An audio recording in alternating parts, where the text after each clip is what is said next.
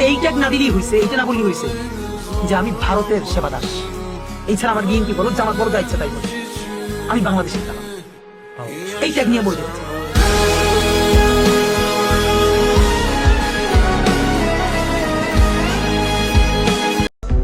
বুঝলাম না ভাই, আপনাদের মনের মধ্যে কি আগুন জ্বলে না? হাদি ভাই আমাদের কাছ থেকে কি চাইছিল? যে তারা যদি গুলি করে মাইরা ফেলানো হয়, শুধু যেন তার বিচারটা করা হয়। আজ হাদি মারা গেছে কয়দিন জানেন? হয়তো অনেকে জানেও না, ভুলেও গেছে যে হাদি মারা গেছে কয়দিন, অনেকে জানেও না। হাদি কিন্তু একজন সাধারণ মানুষ ছিল, তার কোনো সিকিউরিটি ছিল না, সাধারণ জনগণের মতো একজন সাধারণ মানুষ ছিল, কিন্তু তার কথাগুলো ছিল অসাধারণ, মানুষের মনে দিলে লাগার মতো। আপনাদের মনে আগুন জ্বলে না? বাংলাদেশে জন্ম নিয়ে বাংলাদেশ নিয়ে কথা বলতে পারেন না?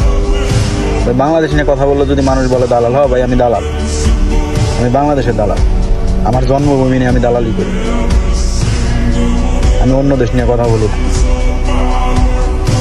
হাদিবাড়ি বিচার নিয়ে ভাইরা মুখ খোলেন ভাই, মনের মধ্যে আগুন জ্বালান।